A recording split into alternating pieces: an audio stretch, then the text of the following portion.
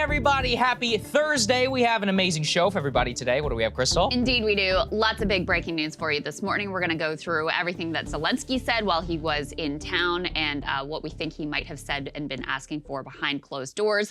Also, very interesting story. You'll recall the Nord Stream pipeline that was sabotaged and blown up, and immediately there was a judgment made by many in the Western press that it must have been Russia. Well, sort of quietly yesterday, there was a story about how, well, actually, it turns out there isn't any evidence that it was Russia. Guess we'll never know what really happened, so we'll give you all of those details. We also have new stuff happening with Elon, of course, every day about when and how he may step down as CEO, and also some new details about that alleged stalking incident. Right. May not have been the way it was originally portrayed.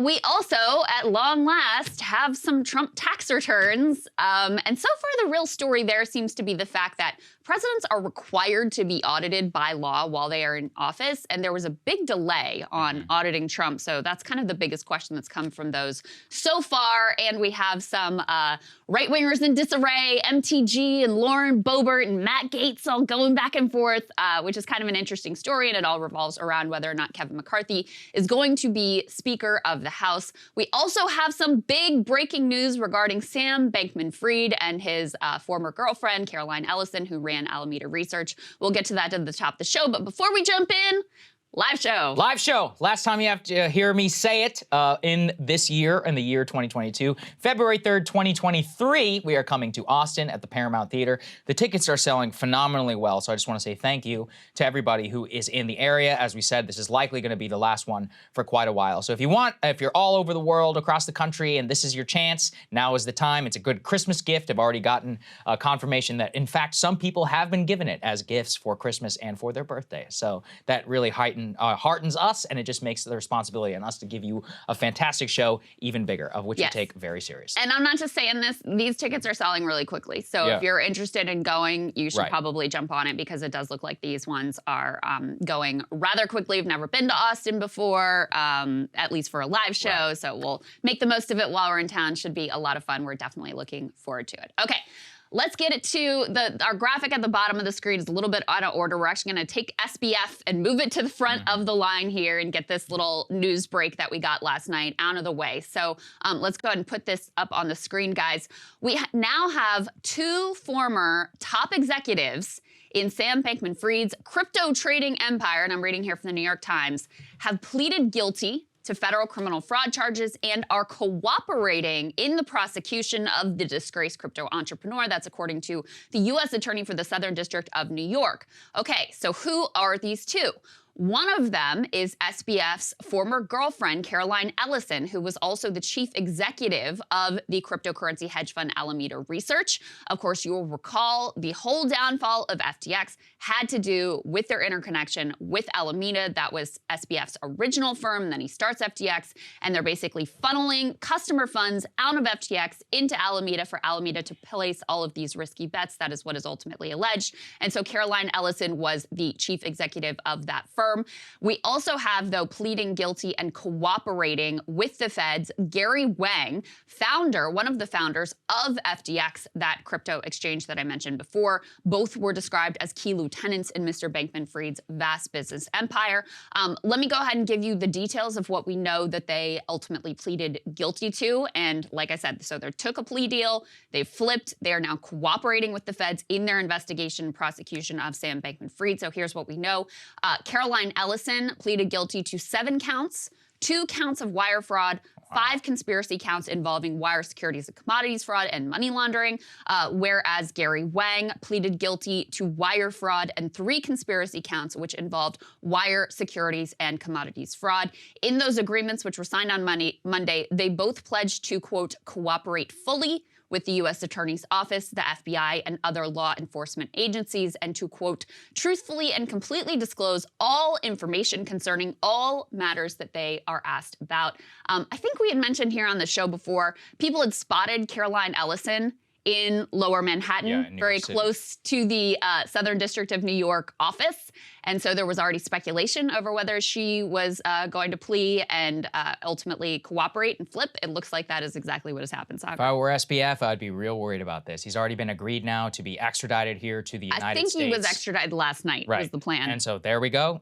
It's over. As far as Caroline Ellison is concerned, the reason why it matters is not only her own personal relationship with SBF, she was the head of Alameda Research, and in that capacity oversaw many of the fraudulent loans, both to SBF, to his top lieutenants, which were then laundered as political donations to his own personal net worth, on top of overseeing the initial wire transactions, both from FTX over to the Alameda Research side. That's another reason why I think it's so important that Gary Wang, who was the founder of FTX and was a key executive there, they have both sides of the transaction represented here in the guilty plea and in terms of cooperation. One party, Mr. Wang, can actually speak to the fraud complaints on the FTX side, and then Ms. Ellison can, of course, speak to the fraud and to the transfer of customer funds over to Alameda Research. Something that really sticks with me is the CEO, the guy he went through the Enron bankruptcy and unwound it on behalf of investors. He's now doing the same for FTX. He said it's very simple. He was like, look, Enron, and I actually encourage people to read about Enron. It's a very interesting story. The smartest guys in the room. It's a great book.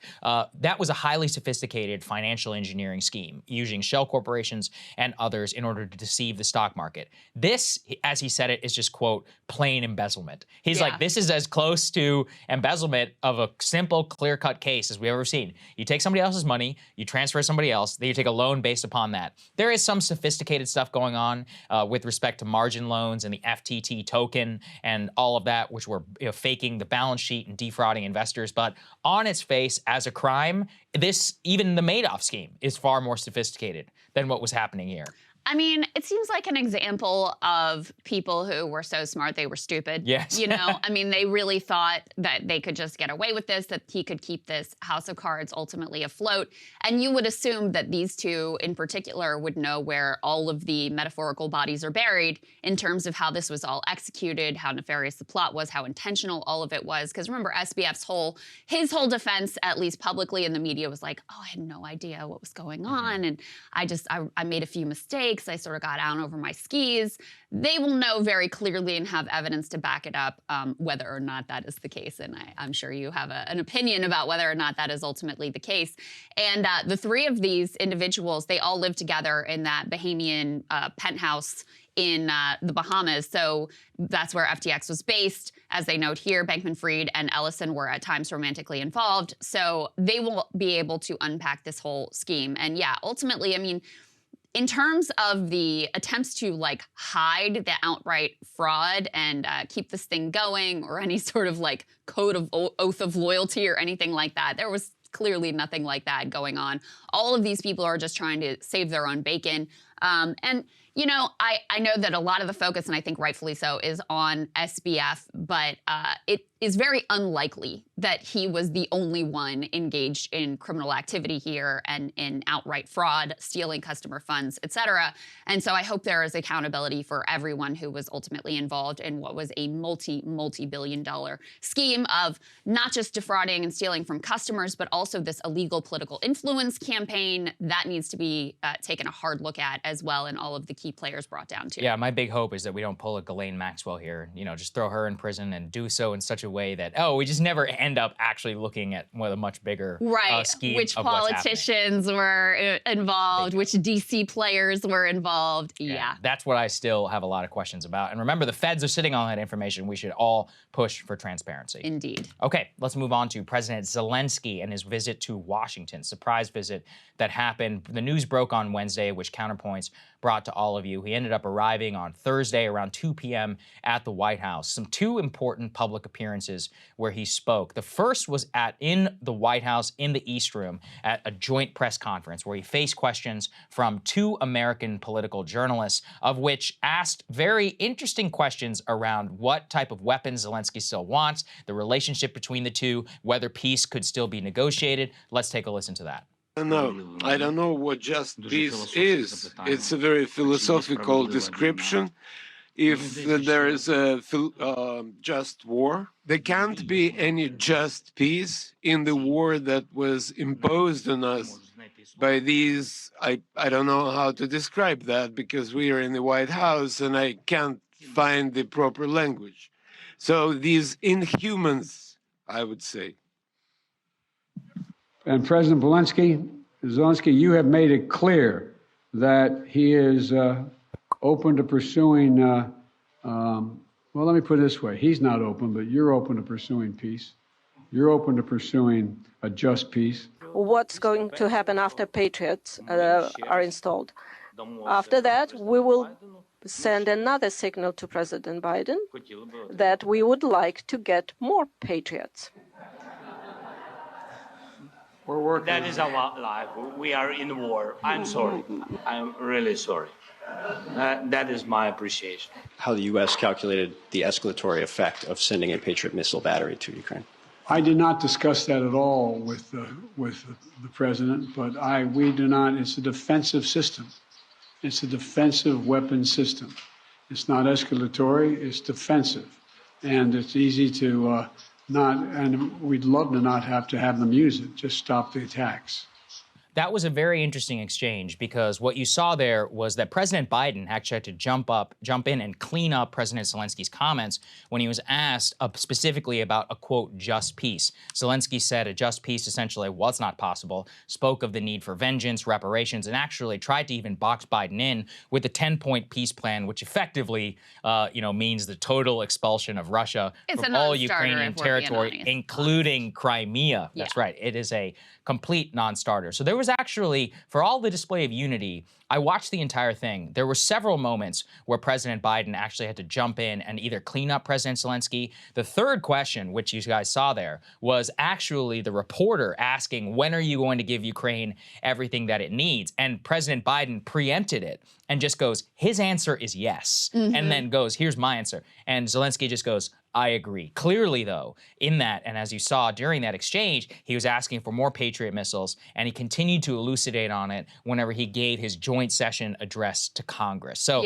that's the, do you want to jump in? Yeah, let me just, a couple comments about that. To me, this was maybe the most clear-cut example of signs of disunity and also a sort of little bit of a peek into what some of the conversation behind closed doors might have ultimately been.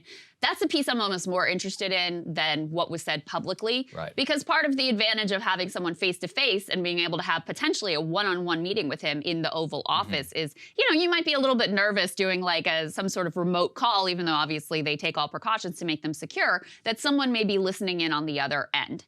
If you are face-to-face with someone in the Oval Office, you can really get into the nitty-gritty of, okay, where are the real red lines? What is the public posture versus what is the real position? Here's how far we're willing to go. Here's where our population is. Here's where I'm going to apply pressure to get you to go back and negotiate. Those are the pieces that I'm really interested in. So to me, this moment was a tiny, tiny glimpse of some of the more difficult discussions that were likely happening behind closed door. And the other one thing I want to note about that press conference, which was relatively abbreviated, they just took a handful of questions. But like, every question was a hawkish question. Like the one you just said, the reporter was just like, listen, you said at one point that you weren't going to do a Patriot missile defense system, and now you are. So why don't you just cut to the chase and give him everything that he wants? And, the reality is there actually is an inconsistency in what Biden is saying, because he, on the one hand, is saying, we'll do whatever we can. We're behind you 100%. We'll give you everything you need to be successful on the battlefield. But we are also holding things back, and in my opinion, for very good reason, to try to avoid World War III. And so that kind of distance between those two, the real position and the stated position, was a constant source of kind of a little bit underlying tension throughout. It also bears explanation as to why the Patriots were not sent in the first place in the early days of the war, which is there's a direct acknowledgement by U.S. officials that the Ukrainians don't know how to use a Patriot defense missile system, and if we did, we would have to send U.S. soldiers on the ground. And so actually the administration has yet to answer a direct question as to whether U.S. troops will be deployed into eastern Ukraine in order to operate these Patriot missile defense systems, or if the Patriots, they will be somehow trained on it. If that's the case, these will not be available on the battlefield for months on end. This is a very highly sophisticated system, which you can't just simply deploy and use within a matter of days. And unfortunately, President Zelensky continues to push that. It was one of the key elements of his speech before Congress. Much of it, which, was kind of nice to finally hear, was thank you to the American people for bankrolling this war, especially because Congress is poised to send another $45 billion. I'm doing a monologue on that, bringing our total to more than $100 billion in aid within a single year. But he pushed in that speech for additional Abrams tanks directly supplied from the United States, along with F-16s. Let's take a listen to that portion of his speech. Can perfectly operate American tanks and planes themselves. That was the key moment from President Zelensky's speech. It was only about a 22-minute address or so within the chamber. Much of it was, filled with, thank yous to the American people, delivering a battle flag. Parallels. Yeah, parallels between the U.S. Battle of Saratoga and the U.S. Battle of the Bulge. But finally, that was the major policy ask of the entire speech, asking directly for U.S. Abrams tanks, for U.S. F-16. So if we can bring the visit together, there are three things which Zelensky sought to get out of this. It wasn't just the Patriot missiles. He knew that was getting him. What we have here, and let's go and throw the next one up there on the screen, A4. Number one is he wants longer range missiles that are capable of striking deep inside of Russia, so-called ATACMS. These are something that the administration has refused point blank in order to give President Zelensky. 2, he wants those Abrams tanks. 3, he wants the F-16s. 4, I guess, is even more Patriot missile defense systems than what we're already giving here. So this was not simply a thank you address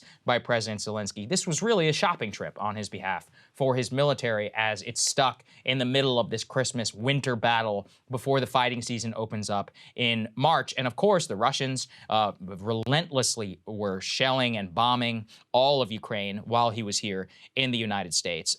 Ukraine, Kyiv specifically, remains completely blacked out at all hours of the day, on and off as they work to restore power. But their energy infrastructure is in a very tough bind. There are reports of people in hospitals having to do like amputations and heart surgeries, literally off of a generator, or in some cases with no electricity at all. And I mean, it's like 20 degrees in Kyiv right now, 20 degrees Fahrenheit. It's a brutal winter, as I've said before. For 4 months out of the year, the average temperature, the highest temp on average is like 35 degrees. So this is not a joke what the Ukrainian people are going through right now, hence why he's here trying to get as much as he wants. And of course, all of this comes right now, actually this morning, Crystal, very likely that the Congress of the United States will pass that $1.7 trillion spending bill, of which includes $45 extra billion to Ukraine. But clear here in his remarks that Zelensky's message is it's not enough, we need even more than that right now. He outright said that. Yeah. At one point, he said, quote, "We have artillery. Yes, thank you. Is it enough? Honestly, not really." So, I mean, it was sort of like, thank you for what you've done, but also pony up. I need a lot more. I understand where he's coming from, but it also was quite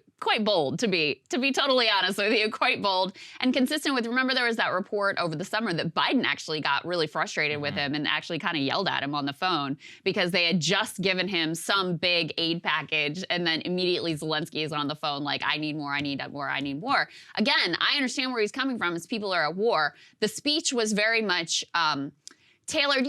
He has gone to great lengths whenever he has spoken to, leaders of other nations and congressional bodies in other countries, legislative bodies in other countries. He has gone to great lengths to sort of tie the Ukrainian struggle into whatever their sort of previous national historical struggles are. So to make these historical connections. So, he talked about American independence, talked about World War II. All of that was sort of expected. He also really situated it in terms of a sort of global fight for freedom and democracy. So you're not just giving us cash, you're investing in global democracy. And he also threw in there, some shots at Iran for people who are like very, anti-Iran and sort of hawkish on that to try to win them over as well. And some of the other context here is, this is, in some ways, a really good moment for Ukraine because they have been succeeding on the battlefield. They've done far better than anyone had thought. You know, they've really come a long way. They're in strong position. Russia is really struggling, and all of that is the case.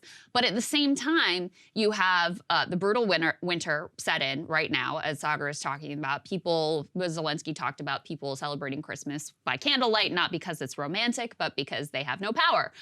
So the toll of war, which has long been, you know, very harsh on Ukrainians, is really harsh across the entire country. Speculation that Patriot missile defense system will actually be used to protect some of that energy infrastructure to try to keep the lights and the heat on for as many people as they possibly can. So that's the, you know, Ukrainian domestic situation. You also have, of course, in the U.S., Republicans set to take control of the House, and Kevin McCarthy, who is very likely to be the next speaker, saying that, you know, it's no longer going to be a blank check. Now, I think ultimately the Republicans are mostly going to fall in line with whatever the Biden and the Democrats ultimately want, but there's probably a little bit more nervousness on Zelensky's part that, hey, I got to get these people on board and make sure that I can continue to get these outflows that I've been getting from the United States.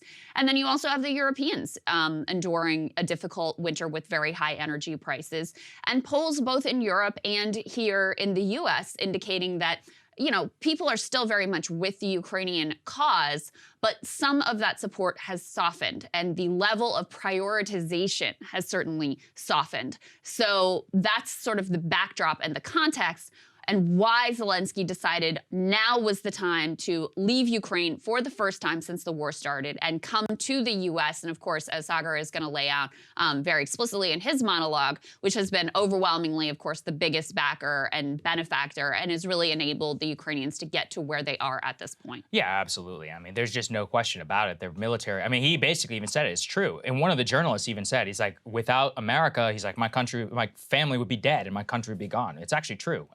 I would like to hear that a little bit more often from their side, despite other calls just for even more and more. But I think it's an important acknowledgement at the very least. At the same time, though, in terms of the geopolitical picture, European support for the way things are going right now, and I'm not talking about the UK, more about France and Germany, it's a very different situation. Let's throw this up there on the screen. At the very same time that President Zelensky is visiting Washington, Emmanuel Macron actually is calling on Europe to reduce the reliance on U.S. for security, and specifically to provide some sort of security guarantees to Russia. This was a huge pushback from the Ukrainians and even from the UK and from the United States. But essentially what he said, Crystal, is that, look, for this war to come to an end, we are going to have to provide some sort of security guarantee to Putin so that he does not feel as if he will get invaded. Now, that was met with tremendous outcry from the Ukrainians and from the UK and the US, mostly because they're the most hawkish and they don't want to provide any sort of security guarantee. But you see a much more and a different clear-eyed view from Macron as to what an actual negotiated settlement is going to look like. A negotiated settlement is one in which Russia feels secure and it no longer is going to continue its military operation against Ukraine, and Ukraine feels secure and it no longer feels as if it's going to get invaded or be waged war upon by Russia. Right now, those two poles are very, very far apart, but Macron is being chided in the West for stating the obvious. He's also, Macron, if you look at this, is very interesting. He even says mostly about the United States. He's like, look, the point is that by mortgaging all of our defense costs and socializing them to the U.S., we now no longer have nearly as much say over our own European security affairs, of which I would say, congratulations, Mr. President. Now, though, you should ship a lot more weapons to Ukraine so we don't have to send as much, and then you can have much more say over what's happening, considering it's on your continent in the first place. So there's a big split in the transatlantic alliance right now. This has been the case basically since the beginning of this war, and even before the war. I mean, Macron was the most aggressive in keeping lines of dialogue open directly with Putin and trying to negotiate. He and Germany have long been more in favor of diplomacy and talks. There's been this kind of divide between the US and UK and France and Germany. So he's attempting to assert himself here a bit more. Let me read you the quote exactly because I think it's very interesting. He says, "Peaceful times will require talks, first and foremost for guarantees for Ukraine for its territorial integrity and its long-term security, but also for Russia as it will be party to an armistice or peace treaty. He also went on to say, whoever reproaches me for asserting myself on this topic should then explain to me what they propose. What the people who refuse to prepare and work on this are proposing is total war, a total war that will involve the whole continent. So, I mean, that's pretty striking comments from Emmanuel Macron. Yeah, absolutely. He's been consistent there since day one. And I do believe that given the change, first of all, why is Congress passing this $45 billion?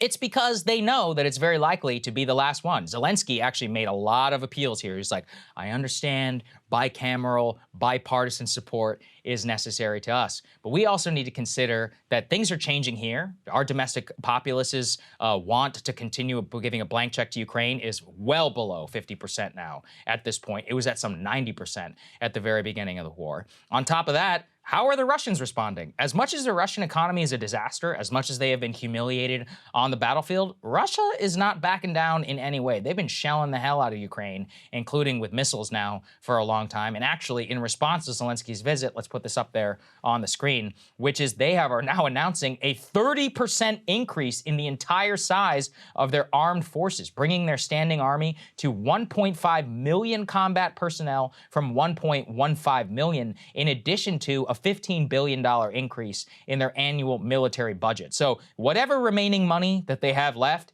they are throwing it straight into the military. No sign of backing down whatsoever. Their new commander is very much dedicated to attacking the center of gravity, which is the Ukrainians' will to resist, as in taking down the energy infrastructure of the entire country. And if you see any sort of combined offensive in the winter or after the winter, it's going to entail probably a much more brutal campaign than even what we saw in some of these liberated cities. So we're in for, I think, a tough winter, both for the Ukrainians and also in terms of the geopolitical situation. Things are changing fast.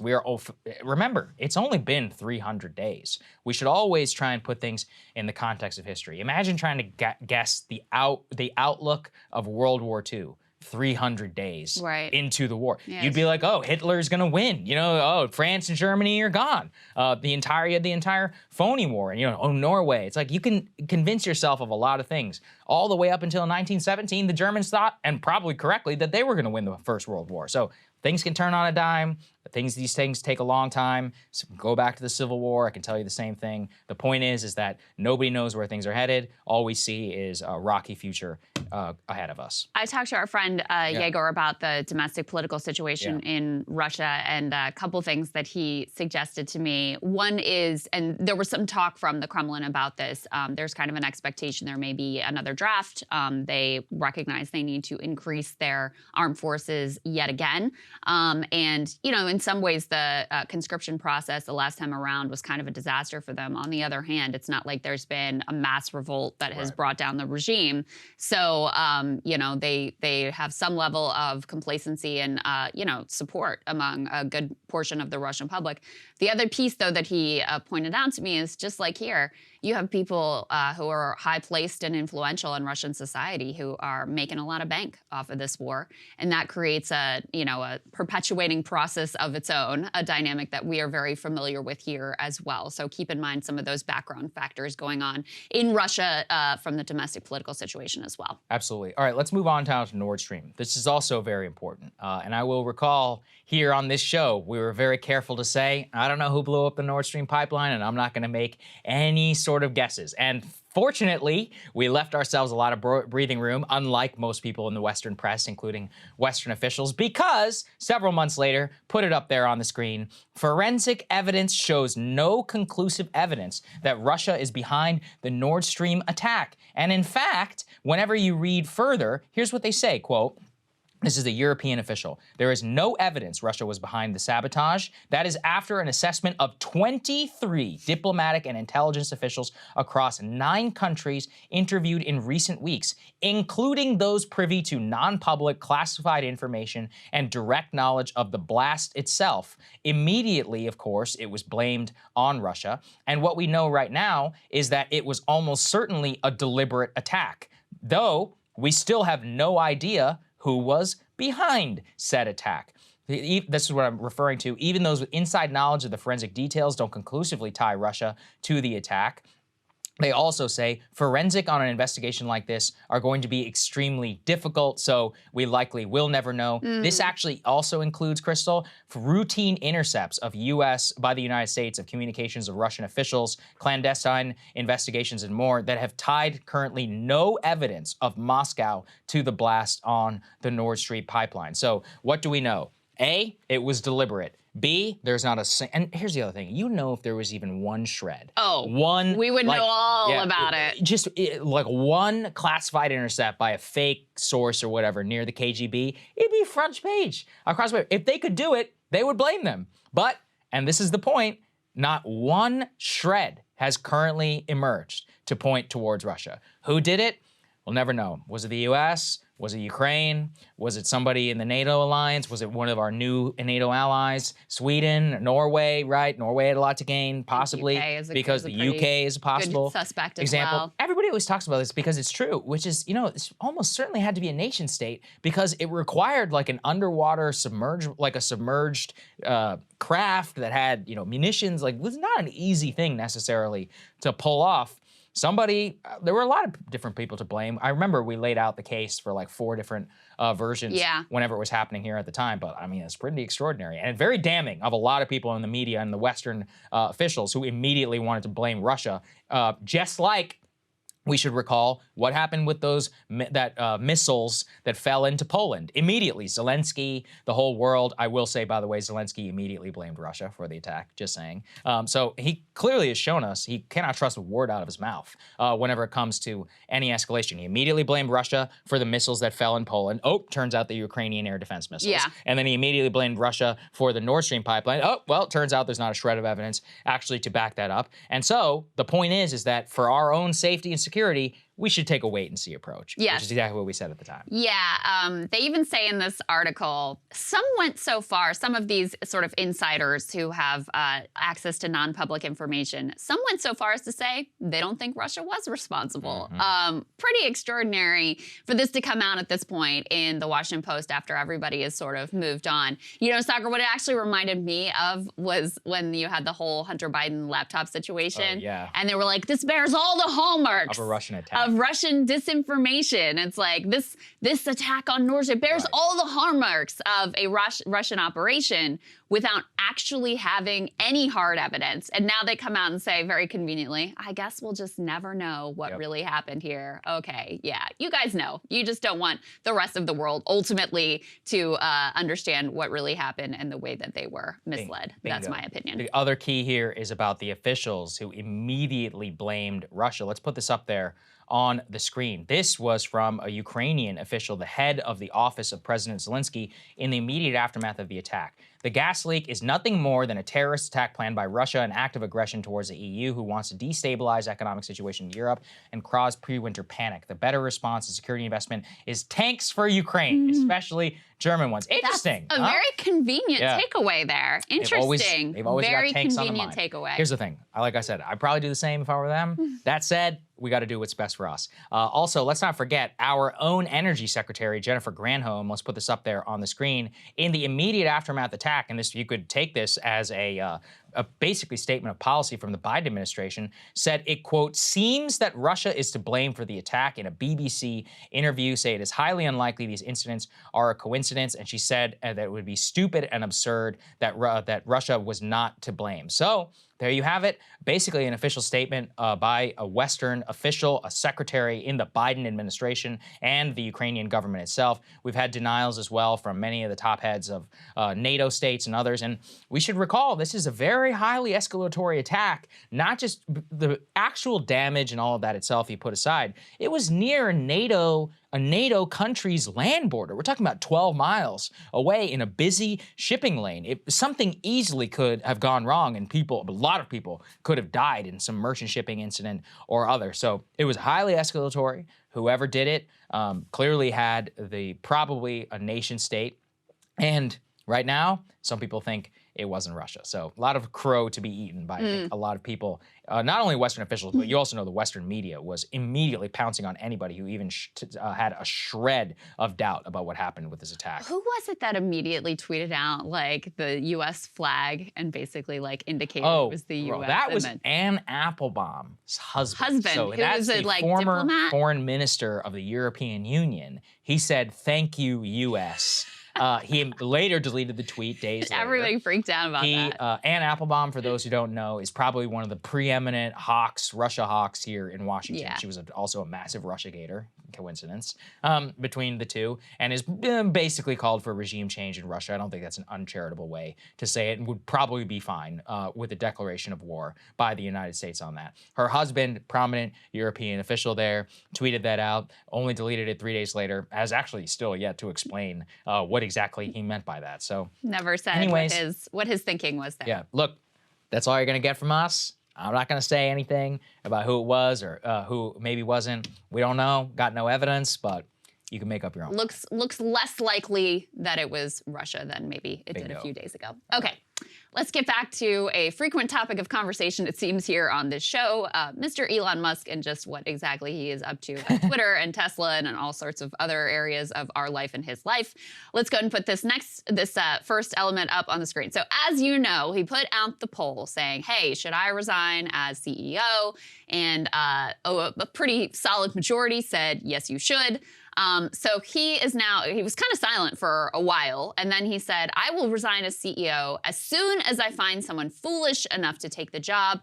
After that, I will just run the software and servers teams. Sagar, what did you make of this? Because, I mean, I found it sort of funny that he's like demoting himself to like mid-level manager. Like, you can't find someone else to run the server team at Twitter. Well, I think that funny. actually, I kind of look at it in the way that he has run Tesla in the past, is he always tries to focus. Elon is best at what?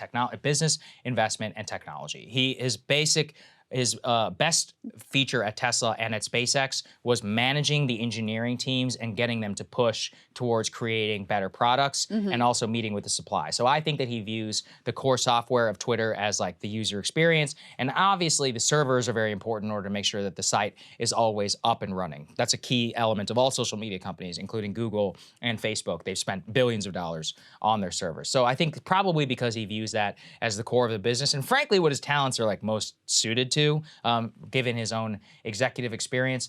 It also shows something that I did a whole monologue on this after Parag Agrawal became the CEO of Twitter.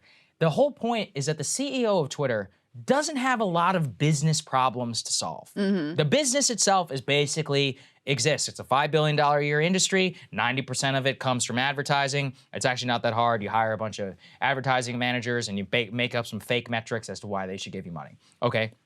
The Twitter core product itself, it's not that complicated. It's existed in its current form since 2012, especially with retweets and all that. And the preliminary of it, 2009. All right, so what is the CEO of Twitter, what calls do they make? They need to make calls like, do I take down the private jet accounts of billionaires? Right. Do I agree with free speech example. or not? It's kind of a public messaging principles PR job. And that's what Elon, frankly, was not well suited to do. That's not in his skill set whatsoever. And I think that's why it's the correct decision for him to move down, because he said he was a free speech absolutist. He immediately violated his free speach absolute principles. Yeah. If he just focused on the tech, frankly, I think maybe it could be better. I'm still skeptical. I'm much more of an Elon skeptic than you are ultimately about even what his skills and capabilities are at this point. I mean, it certainly doesn't appear to me it's in the business realm, because he made a variety of business decisions while he was CEO of Twitter, and every single one of them was a complete and utter disaster. I mean, yeah, he would have been better off just basically staying the course. Instead, now Twitter is loaded up with all of this debt, $13 billion in debt. It will take $1 billion in payment just of the interest. That's more than Twitter was bringing in before some percentage of the advertisers fled the platform. He tried this $8 Twitter blue check thing. It's very unlikely that that is ultimately going to work out with them from a business perspective. And he keeps tweeting out about like, oh, we're having record interactions on the platform, record number of tweets. that really doesn't actually matter if you don't have ads that you can serve to those people, or if they're not signing up for your, $8 a month scheme here ultimately. And the $8 a month scheme also is directly at odds with the free speech, supposed goals and aims of the platform, which it's very clear at this point he's all but completely abandoned. So, what I read into this was just basically that he had planned to leave. And there was early reporting, even before this poll, kind of early on, that he was likely to not stay as CEO all that long. So for whatever reason, is under pressure from potential Twitter funders, from Tesla investors. That part is really clear. He had sort of decided he needed to step down. He expected this would be the result of the poll, and now he's going to leave on his own time, step down as head of CEO of the company whenever he finds whoever he thinks would be a suitable replacement for himself. At the same time, there are some conflicting reports about what exactly happened with that alleged stalker incident that triggered the whole takedown of the Elon Jet account and then banning of all these journalists who covered the Elon Jet account, and the whole sort of like cookie crumbled from there. So Elon had said and basically directly blamed the Elon Jet account for this incident in which he claimed some crazy person stalked the car of his young child, who he calls Lil X, and had shared some video on this. And that, then he started saying that the Elon Jet account, it was tantamount to sharing his assassination coordinates, and that this had directly put himself and his family into jeopardy. Okay. Well, we knew right away that this story didn't totally add up, because the last time that the Elon Jet account had even posted anything was a full day beforehand. And then we had reporters who were starting to call the LAPD where this incident allegedly occurred, and they said, we didn't get any crime report. We don't know anything about this. So started to be some question marks there. Now we have more information from the South Pasadena Police Department. Let's go ahead and put this up on the screen from Insider. They say, police are saying that a member of Elon Musk's security team is actually a suspect, not a victim, in what Musk alleged was that crazy stalker incident. Here's what they go on to say. On Tuesday, the South Pasadena Police Department issued a statement detailing the episode that sparked a wild week of Twitter tension, confirming that an incident involving two vehicles was reported to authorities on Tuesday, December 13th, but according to the police, this didn't go down perhaps the way that had been portrayed. A 29-year-old Connecticut man in the other vehicle who called police to report an assault with a deadly weapon involving a car. When an officer arrived on the scene minutes later, the victim said he had just exited the freeway, stopped to use his phone in a parking lot when another vehicle pulled directly in front of him, blocking his path. The driver of that second vehicle is believed to be a member of Musk's security team. The man who called police said the Musk staffer approached him and accused him of following him on the freeway. Both parties proceeded to film each other, and as Musk's security guard was leaving the parking lot, he struck the victim, allegedly, with his vehicle, and he was gone by the time police arrived on the scene, according to authorities. Wow. Now, the piece that I will say is confusing and conflicting here, though, is a previous LAPD detective had spoken with the Washington Post and did seem to indicate that there was someone involved in this incident who had a weird sort of obsession with Elon and his family.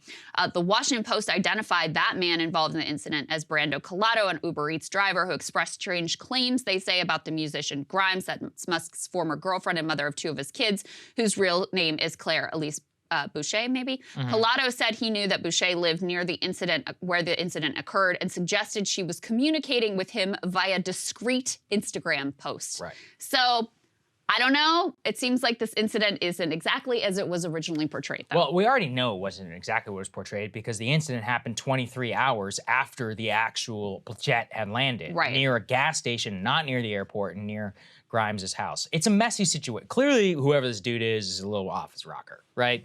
Stalker. That said, the security guard now, and this is always the issue with private security, it's like, you're not a cop, dude. You can't be like slamming cars. You can't hit someone with a car. You can't be slamming cars into people. It's like, that's not really how it works in terms of being someone's personal security guard. So it's a tough situation. But I actually am happy that a lot of this is happening, because the more that we get in court, the more we actually find out what actually happened. True. Because the police actually have the gas station video of where all of this occurred in the parking lot. They're going to have both the video that the stalker took on top of the security guard, and both will be forced to testify against each other. But the preliminary details emerging from the police do not back up Elon's events basically at all in terms of what's happened here. And also, another thing I'd really like to hear from the stalker is, did you use the Elon Jet account to figure out where all of this was going on? Yeah. Because if the answer is no, that's going to be kind of a damning problem for him. Yeah, well, and even zooming out from the specifics of this particular incident, because it could be the case, look, he's a father, he's concerned about his kid, that even if there wasn't really any connection to the Elon Jet account, after something scary like this happens with your kid, you sort of freak out, you lock down, and you want to keep him safe in whatever way you can. That's the whole problem of having one billionaire or one dude or a small group of people running a major platform as they start to make decisions based on their own biases, whims, emotions, feelings, whatever, and that's the whole problem. So ultimately, to be honest with you, the particular details of this incident don't really matter as much as the fact that they very clearly revealed Elon was going to be just as fallible and human as anyone else, and perhaps even more so in this role, and that's why this whole system and the way it's set up is ultimately a problem. There was clearly not any sort of like, you know, unbiased arm's length decision making happening with regards to this incident, and it led to, you know, all these, not just the Elon Jet account, which, you know, I think a reasonable person could make an argument that this is doxing and I don't agree with that. Right. But I think there's a reasonable position and argument you could make there. There is no reasonable argument for then banning all links to Mastodon because this guy was, you know, on that platform over there. No reasonable justification for banning all the journalists who were just covering this whole story, which obviously is clearly in the national interest. Banning Taylor Lorenz and, the other dude, what's his name? Drew something? Drew, I forget. Harwell, there it is. Who were talking to the police and trying to get the real details of what ultimately happened here. Like, there is no justification for any of that, regardless of the specifics of exactly how this incident ultimately went down. Absolutely agree. Okay, guys, we finally, after many years, have a little bit of a look at some Trump tax returns. Here's how this all went down. Trump, of course, has been fighting the ability of the right now democratically controlled House to get their hands on his tax returns. He had exhausted all appeals, and they said, okay, here are the returns. This House Ways and Means Committee sort of just recently got a hold of these last month, and they've been deciding what to do with them and how they can release them. And so they took a vote this week saying, we are going to release these to the public. It is obviously at the 11th hour because Republicans are about to take control of the House. Let's go ahead and put this up on the screen. We don't have a full look at this yet, but New York Times has the top line key numbers from these 6 years of Trump tax returns.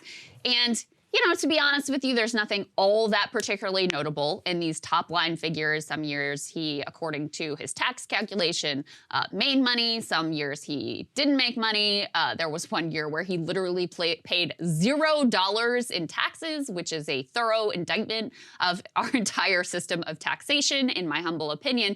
And there have been questions before about just how far he would go to stretch the legal limits of what you are allowed to deduct, not to mention the fact that his organization was just found guilty of tax fraud. So there are a lot of questions about the ways that he goes about calculating his taxes, none of which is particularly revealed by these top line numbers that we have here. So far, the biggest question is about why the IRS, for years after he became president of the United States, failed to audit his tax returns, which is something that they are actually required to do of every president every year by law. Let's go ahead and put this up on the screen. U.S. tax authorities failed to audit Donald Trump for 2 years while he was in the White House, Democratic lawmakers said, despite a program that makes that tax review of sitting presidents compulsory. The claim in a report issued by Democrats on the House Ways and Means Committee voting to release 6 years of Trump's tax returns raises questions over statements made by Trump and members of his administration that he could not release his tax returns, a convention for aspiring sitting presidents, because he was undergoing an IRS audit. It also, of course, raises questions over whether he was improperly influencing the IRS, whether the IRS was acting in a political manner. And there have been questions about this before because they just happened to, while they were not auditing Trump, they did just happen to pick James Comey and Andrew McCabe, two, of course, of Trump's enemies to audit during that period. So it's raising some eyebrows. But I will say, Sagar, it's kind of complicated because the initial IRS commissioner or whatever the head leader is called over there was actually an Obama appointee. That's what I was going to say. And then, later on, there was a lot of pressure put on McConnell to get Trump's guy that he liked in that place. So that sort of raised some eyebrows. But given the fact that you had multiple people in charge over this period and they weren't appointed, some of them directly by Trump, I think it looks to me more like incompetence than nefariousness, but I don't really know. It's certainly possible. There's no way to know. What we do know is that Obama was audited his first year in office. Biden was also audited his first year in office. But also Trump's finances are a much more of a mess than Biden or Obama's ever were. So in a lot of ways, probably it's easier, obviously, to indict or to audit somebody who's poor, or in Obama and Biden's case, just mere millionaires as opposed to billionaires. Issue with Trump also, he's got all kinds of shell corporations and foreign financing, and having looked at some of his personal finances and stuff in the past, it's a massive mess. Just even trying to pull even some of the records from his New York-based businesses themselves. Actually, it's indicated, you can see in his tax returns, he only paid $1 million in taxes, even though he's worth several $1 billion. This is all part of the real estate scheming that he's been kind of a part of for a long time. I've always heard that if you want to make any real money in this country and also pay zero taxes, you should get into the real estate game. Because you can always write off like depreciation taxes and all of this madness. He also, in that big tax cut bill, put provisions in place there that would directly lower his own taxes. So, I mean, to me, that's a scandal. The entire United States tax code, honestly, the fact that someone as wealthy as Donald Trump could have a year in which they pay zero in taxes, that is a massive scandal, but it's the sort of thing that's not really hidden. It's out in the open kind of scandal.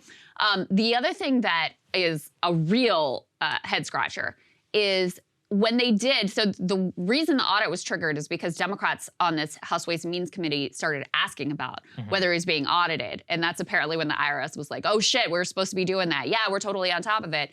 They assigned one person to do the audit. And as you said, I mean, he has to have the most complex personal financial situation and tax situation of any president in history. Probably since LBJ and JFK. It has to be extraordinarily complex. And, and he uses all sorts of exotic maneuvers to try to evade taxes and is very aggressive about evading taxes. And has spoken publicly about that, has admitted to it and says basically like, you're a sucker if you don't do that. So to assign one dude to try to figure all of this out, again, I don't know that it's nefarious. I think it's, again, an indictment of the whole U.S. tax system that the IRS has been stripped of funding, especially by Republicans who have cut the budget over and over again.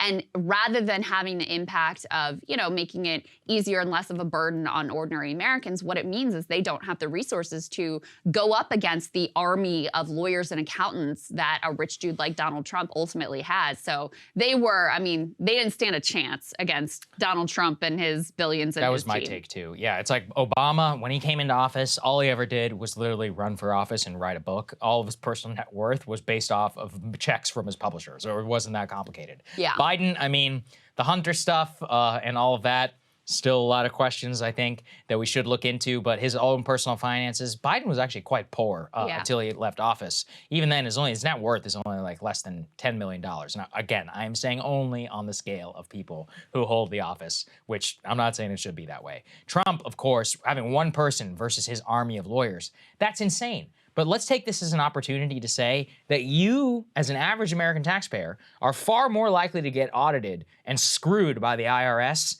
than Donald J. Trump and all American billionaires and 100 millionaires. Yes. And that is wrong. So this is a structural flaw. Remember, the IRS is 3 times more likely to audit somebody who makes less than $22,000 a year than it is to audit somebody worth over $1 billion a year. Yeah. And that's bullshit. That is a massive scandal and wildly unfair and unjust. And the whole reason is because those tax returns are easy to audit. It's low-hanging fruit to go after the person who, is a bartender, waitress and getting tips in cash and not 100% reporting them or whatever, than it is to try to go up against somebody like Trump with all his lawyers and accountants and, complex shell companies and complex schemes that he's able to deploy here. So that's what we know so far. The expectation, I think, is that we're going to get more of a look at these things. There may be additional pieces that jump out that are revelatory, and we'll certainly keep our eye on it here. All right, at the same time, we couldn't resist digging into this disarray happening on the right now. There's been a feud that has developed between Marjorie Taylor Greene and Lauren Boebert in particular. This all centers around whether or not Kevin McCarthy is going to be future Speaker of the House. And basically, you have this small group of Republicans, members of Congress, who are calling themselves the Never Kevin Caucus. And there are enough of them, it seems, to keep McCarthy from outright winning the speakership. He has to get a majority, and the margins for the GOP caucus are very thin, so just a few people can make his life very difficult. And so you have Marjorie Taylor Greene actually supporting and backing Kevin McCarthy, and you have Lauren Boebert, Matt Gaetz, and some others on the other side of that, and that has led to a whole public feud erupting into the open. I'll give you the details of this, but first let's start. This all kind of started with Lauren Boebert speaking with Charlie Kirk and making some underhanded comments about Marjorie Taylor Greene. Let's take a listen to that. Someone who we all respect, Marjorie Taylor Greene, says Kevin McCarthy is going to be a great speaker.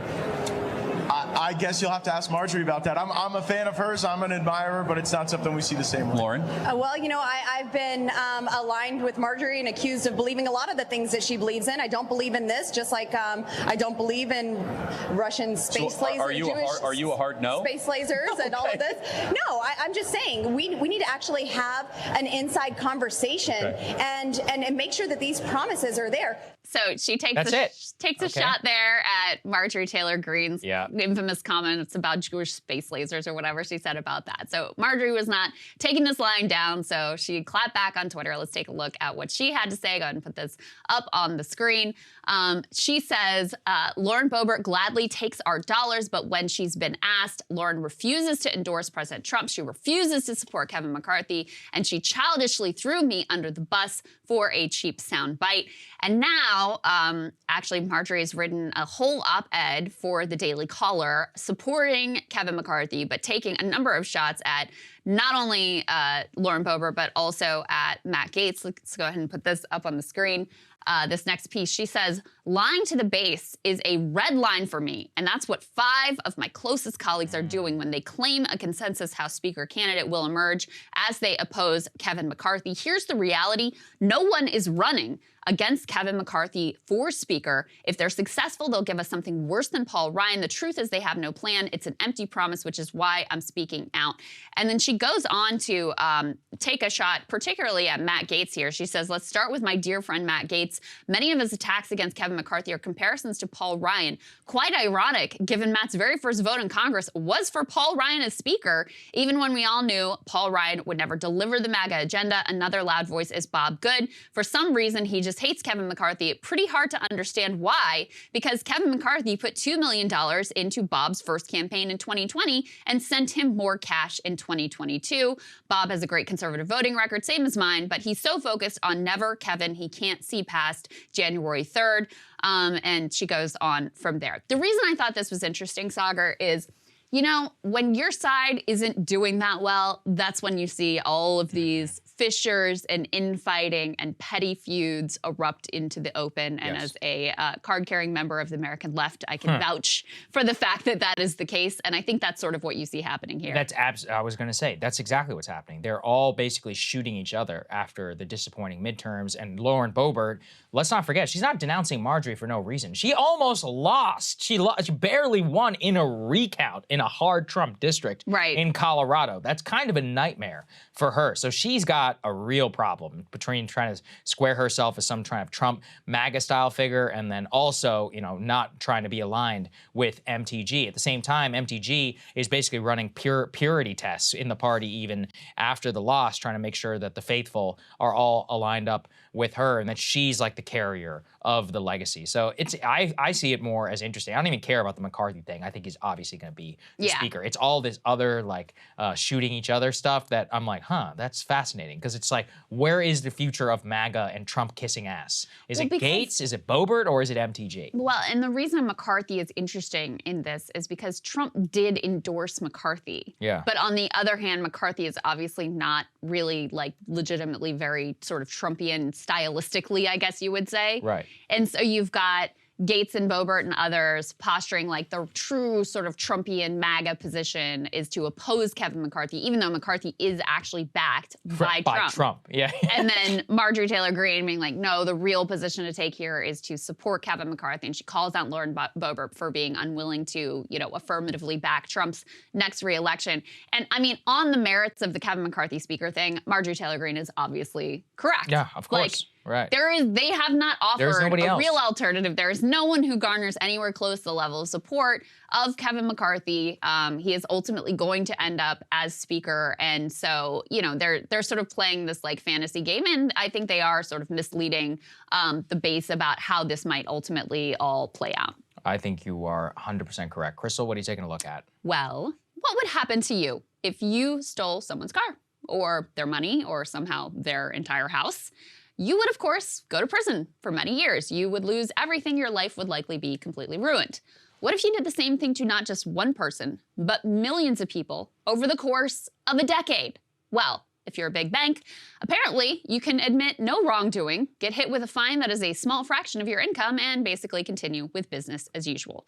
That is the lesson anyway for the banksters at Wells Fargo, who have basically been running a crime syndicate alleged to have done everything from illegally repossessing cars to illegally foreclosing on homes to illegally overcharging their customers and setting up fake unauthorized accounts. Senator Elizabeth Warren, to her credit, actually thoroughly exposed their track record of repeated criminal behavior in a hearing with the head of the Consumer Financial Protection Bureau earlier this year. Take a listen. I want to talk today about one of the worst repeat offenders in our entire financial system, Wells Fargo. In 2016, Wells Fargo's fake account scandal was exposed. The company's leadership had squeezed their employees to create 3.5 million unauthorized bank accounts. Director Chopra, do you recall how much Wells Fargo was fined in 2016 for this fake account scandal? I want to say it was $185 million. That's right, including $100 million of that was from the CFPB. Now, that was a big fine, and CFPB and other regulators were right to impose it. But keep in mind that Wells Fargo booked more than $5 billion in profits that year. So maybe we shouldn't be surprised that a fine alone was not enough to persuade Wells Fargo to follow the law. Because over the next few months, the following scandals came to light. Wells forced consumers to buy unneeded car insurance. They changed information on customers' documents without authorization, and they illegally repossessed cars from service members. In 2018, the regulators finally said enough. And under then chair of the Federal Reserve, Janet Yellen's leadership, the Fed put a cap on Wells Fargo's growth. Now, that was pretty shocking at the time, but it still wasn't enough to get Wells to follow the law. Since that time, Wells has closed customers' accounts without authorization, damaging people's credit reports, and just to rub salt in the wound, continued to charge them overdraft fees even after those accounts were closed. Wells has also been fined by the SEC for recommending unsuitable products to mom-and-pop investors. It put up to 1,600 customers into forbearance without their consent. And just a few months ago, Wells was hit with another fine by the OCC and a new consent order because the bank is still screwing over consumers. It appears that cheating customers is simply in Wells Fargo's DNA. Absolutely correct on every count there. She went on to ask CFPB head Rohit Chopra what his agency planned to do about this lawlessness, which she described as the baddest of the bad. Well, now we have an answer. The Consumer Financial Protection Bureau has announced that for a variety of crimes and abuses, they are ordering Wells Fargo to pay $3.7 billion. $1.7 billion of that is a civil fine. The remaining $2 billion is to go to the customers that they routinely screwed over. Now, according to the CFPB, thousands of people lost their homes and their cars, had their credit destroyed, and their money stolen by this rogue bank. These violations impacted some 16 million customers and persisted over more than a decade. As part of this consent order, Wells Fargo swears they will clean up their act and they won't sin again. Folks, there is zero reason to believe them and billions of reasons to expect they will continue to deploy theft as a cornerstone of their business model. After all, This is far from the first time Wells Fargo has been hit with a fine for their illegal business practices. According to Motley Fool, as of a year ago, Wells Fargo was already operating under 10 other different active consent orders. Grit Capital journalist Genevieve Roque-Decter helpfully compiled some of these recent fines. Check this out. In addition to this latest $3.7 billion, they had to pay $3 billion in 2020 for fraud, $2 billion in 2018 for toxic security abuses, $1.9 billion in 2013 for banking violations, $5.3 billion in 2012 for mortgage abuses. In 2018, the Fed, as Elizabeth Warren indicated, to its credit, went even further. Then Fed Secretary Janet Yellen slapped a cap on growth at the bank and forced the resignation of 4 members of their board. That action was in response to the revelation that Wells Fargo had set up millions of savings and checking accounts for customers who did not want these accounts and did not consent to them. The rampant fraud was revealed when customers started noticing, hey, I'm being charged fees for products and accounts that I did not sign up for and did not authorize. But even after all of these penalties, investigations, public shamings, regulators having no confidence that the bank has actually changed its ways. CFPB head Rohit Chopra wrote on Twitter that, quote, efforts by Wells Fargo executives to clean up the bank have been far too slow. We remain concerned that the bank's product launches and growth initiatives to increase profits have delayed needed reform. Fines are the only tool in the CFPB toolkit, but Chopra knows they don't have a prayer of actually changing anything. How do we know? Well, he actually admitted that in that earlier hearing with Senator Warren. Take a listen. Here's what I see. I see federal enforcers and regulators are very quick to lay the hammer down on small guys and small businesses. They will name people individually. They will ban them from certain business practices and often criminally refer them for prosecution. But there is a totally different standard for large firms who break the law over and over again. Yes, they do pay a fine, but often it is less than the profits that they made from the misconduct. We have to look at a broader array of remedies. In banking, the Federal Deposit Insurance Act talks about limitations on FDIC insurance. There's asset caps like we see that the Federal Reserve Board did or that the OCC has done. We have to look at structural remedies that stop the law breaking from continuing. Fines are not going to solve this with the biggest players. And frankly, I think if we care about equal justice, we should treat small firms and large firms the same. I agree with you. Thank you. I think it's clear that fines have just become a cost of doing business for giant corporations like Wells, and we can put a stop to that. The Fed has the power to break Wells Fargo up, and they should use it. And in addition, I'm reintroducing my Corporate Executive Accountability Act to hold big bank executives personally liable when the companies they run repeatedly break the law.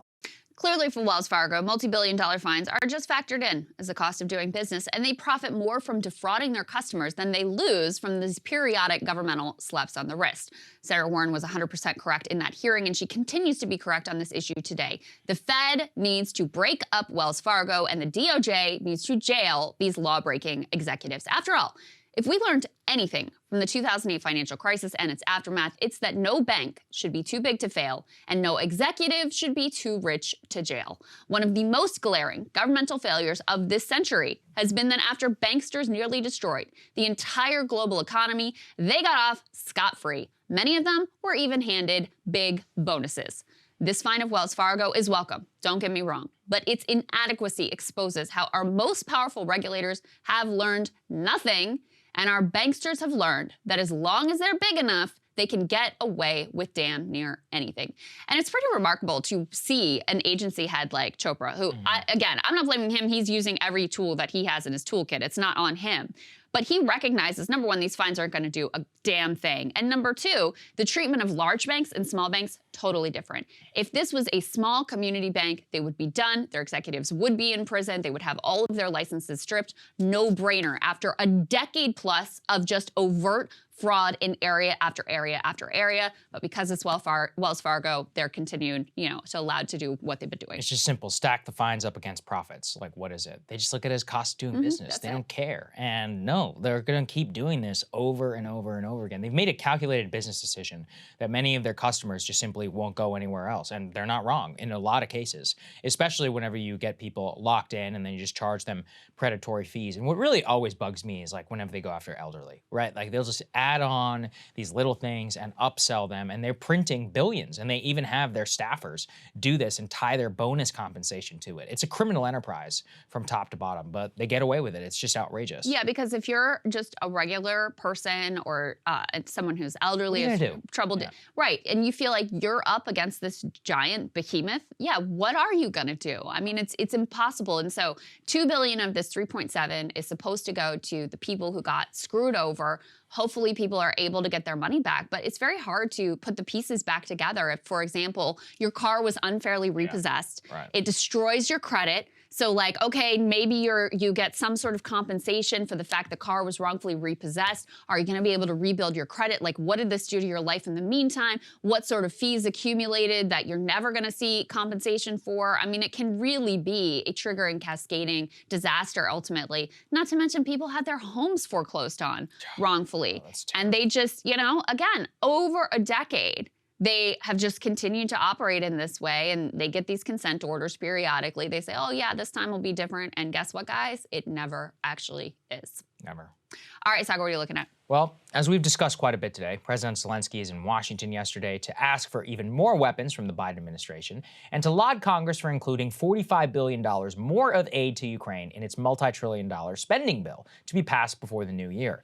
It is genuinely difficult to describe just how extraordinary the sum of an additional $45 billion to Ukraine is in the context of everything that we have given to them so far and everything that has been given in the total conflict. Let's start with my first and favorite comparison. How does our aid to Ukraine stack up against our so-called European allies? With the additional $45 billion to Ukraine, total amount of U.S. aid will surpass nearly twice that of the entire European continent, which is pledged for Ukraine combined comes to a measly $51 billion. The additional $45 billion would bring the U.S. to approximately $100 billion in aid to Ukraine. So double Europe. Got it. When you break it down by country, though, it's even more pathetic. The United Kingdom, supposedly one of the richest and most powerful nations on Earth, has given only a total of nearly $9 billion. Germany, the largest economy in Europe and one of the top 5 economies in the world, has given less. France, the second largest economy on the continent, a great power in its own right, less than $1 billion. We are getting suckered here to a historic degree.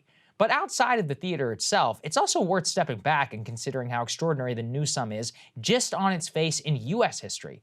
The additional $45 billion to Ukraine is somehow $8 billion more than Biden even asked for. Biden only asked Congress for an additional $37 billion in aid. So that begs the question, what does Congress know about Ukraine's situation that the administration does not? The answer is nothing. They just added it on. And that extra $8 billion exceeds the total amount of military aid given to Ukraine almost more than any other country on Earth. Extraordinary. But let's continue down the rabbit hole. I became curious because I happen to have been covering wars for a long time. How does our total military aid to Ukraine stack up against, let's say, Afghanistan? Well, we were in Afghanistan for 20 years. In that time, and I'm talking here purely about direct military aid to Afghanistan, not spending on our own forces, we spent about $100 billion to train and equip the Afghan National Security Forces. So you can do the math here. That means that we have spent on Ukraine in 1 year what now exceeds the entire U.S. military aid to Afghanistan in a 20-year period. But because I'm me, I kept pulling the data. It's all inflation adjusted to constant dollars, just so you're wondering. How does it stack up against, let's say, Vietnam? Lo and behold, the total amount to Ukraine now also exceeds all U.S. military aid to the country of South Vietnam between the years of 1956 and 1975. Again, this is adjusting for inflation. What's extraordinary about these two comparisons is not just the dollar figure, but considering that Russia only invaded Ukraine less than a year ago. We have dispersed an insane amount of military aid to Ukraine in just 1 year, one that hardly has an equal in the post-World War II era, especially considering that there were actually American lives on the ground in Vietnam and Afghanistan during our presence there. So it wasn't just geopolitical. Supposedly, it was at least to protect our own citizens. In this conflict, there's none of that. And then finally, my favorite comparison. The country that Ukraine is fighting, Russia, has an entire military budget of $84 billion, meaning total U.S. military aid, and especially total aid to Ukraine, now vastly outpaces the entire military budget for a great power nation with nuclear weapons. And what's crazy is that this $84 billion is already a substantial increase for Russia by an additional $13 billion from just this year prior. Considering that Russia is not just fighting in Ukraine, but as an entire force that also needs to worry about. Consider how crazy this is. I want to end it that way. I got nothing against Ukraine. They are a just cause in this fight. They were invaded, and if I were them, you bet I would also be begging for every gun and bullet that anyone has to spare. But we're not them. We have to consider what's good for us. And what I see is a situation, emotion clearly is clouding America's judgment as to just how much of a raw deal that we are getting here. This is about European security, right? So why don't the Europeans pay for it? For those saying they're paying in gas, so what? It's their territory, allegedly existential for them. Well, then they should pony up existential amounts of dollars. Do you really believe if there was a conflict here in the Western Hemisphere that they would lift a finger for us in some sort of squabble with Mexico, for example? Obviously, the answer is no. My final challenge to the Ukraine firsters is this question. Is there any limiting principle at all to your want to help Ukraine? The real world is about trade-offs and balancing. We can all wish victory to Ukraine. We are also forced to ask how, what, why, with what, and how long will it be attained? The longer this goes on, the more this entire edifice of the so-called transatlantic alliance is being revealed as a farce. And sometime soon, when America actually does need help, you're going to find out just how unappreciated our role abroad over the last 75 years has really been. And that's why, look, you put it up against Afghanistan and Vietnam. There is no Ukraine firster on earth who can justify this. Whenever you talk to them about it, they're like, what, are you pro-Russia? I'm like, what do you know about the Ukraine situation that Biden didn't know when he asked for only $37 billion? Where's the extra $8.8 billion going? What do you know about the battlefield that Joe Biden didn't know whenever he asked? There's no limiting principle to this at all. Zero. There's also a lot of selective empathy generation coming from the media, and I'll give you the perfect example. The widely recognized worst humanitarian crisis on the planet is unfolding right now in the country of Yemen, a war in which we are wholly complicit through our backing of Saudi Arabia, a country that has continually screwed us over, hates the Democratic administration directly, and just routinely sort of spits in our face.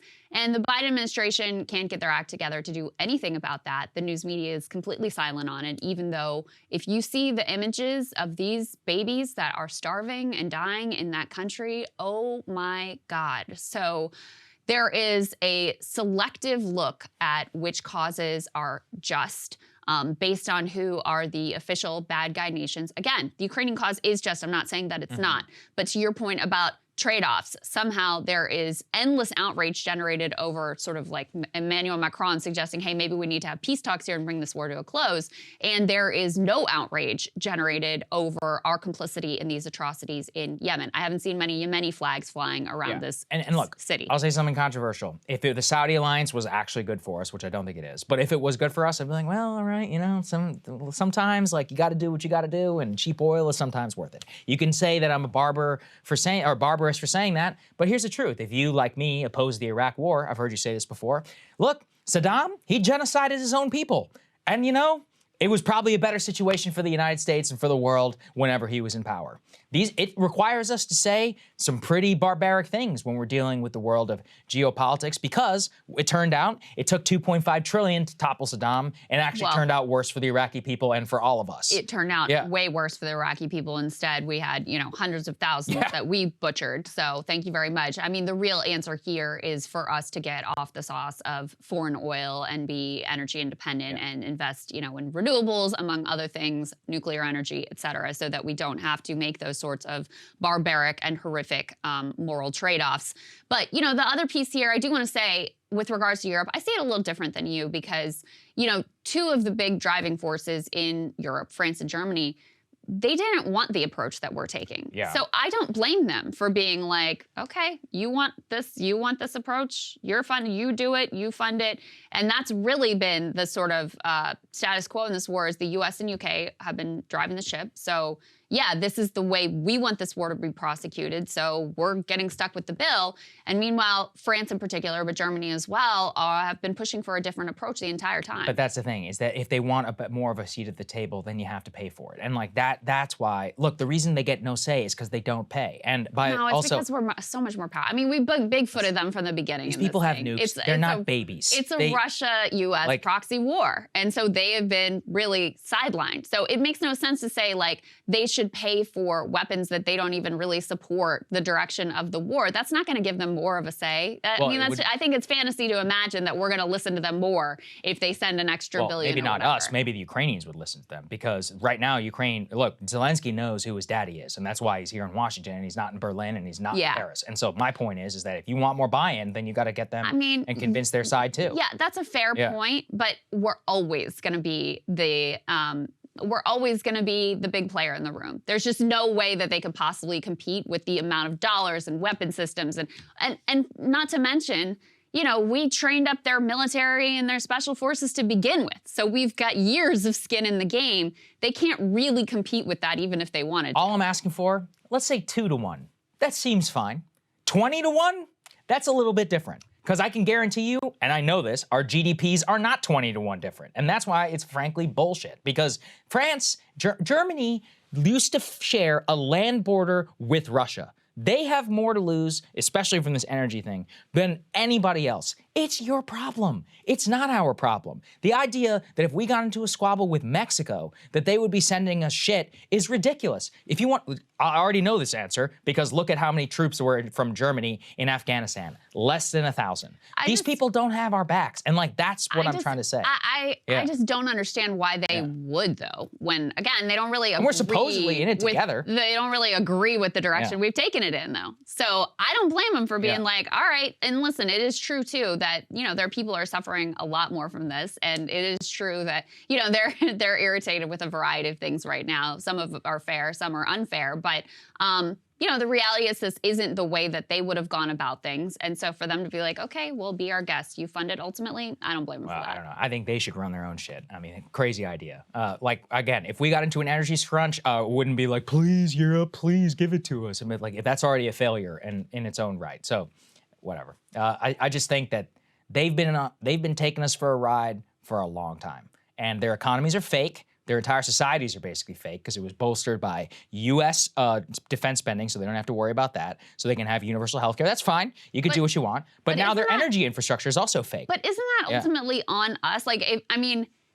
We enable that. Yeah, it is. Whole situation, we totally I'm enable not letting that. our people off the hook either. Right. So I don't really, if we've decided we want to write a blank check to Ukraine, then the Europeans aren't going to be like, let me also write a blank check. But they don't have to. And number one. And number two, they don't see this the same way that we do. So I don't know. I put blame more on us than on them. I blame our people first, absolutely. You always blame the sucker more than the person who's taking you for granted. That said, I hate this whole we're all in this together. Well, it's like, no, we're not. You're taking us for a ride.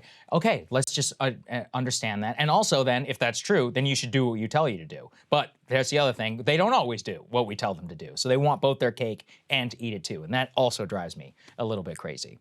All right. We'll leave this debate. There'll be plenty more to have of this debate in the new year. One thing, this is actually our last full show of the year. We are not going to leave you guys high and dry, though. We have plenty of content that we'll be uploading, including some really fun clips from our live shows, including some sort of big picture looks at the year that we've been recording and saving up so that Sagar and I can take next week off, which it's good for us to reset our brains sometimes and think bigger picture. With the family. So we appreciate you guys giving us the opportunity to do that. But one thing I wanted to mention, given that this final full show of the year has been focused a lot on Ukraine, is, this has been one of the big topics that's defined the year. And we've been really grateful to you guys for trusting us to sort through what is a very complex and difficult and nuanced and hard to understand and hard to get accurate information on situation. And in fact, one of the things we learned from our Spotify information, what do they call it? Wrapped. Year-end wrapped. Wrapped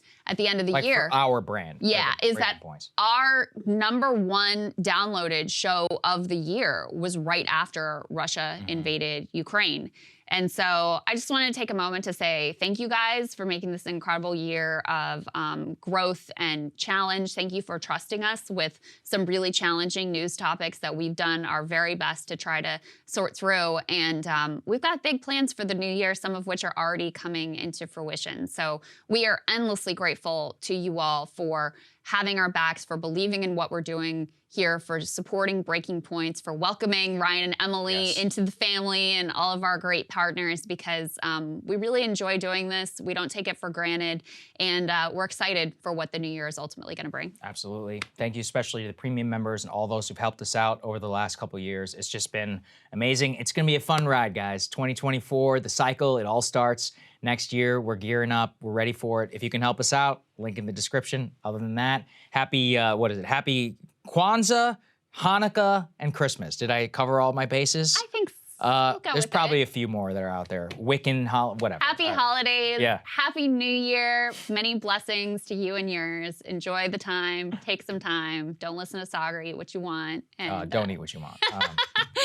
And we will see you guys back here in the new year.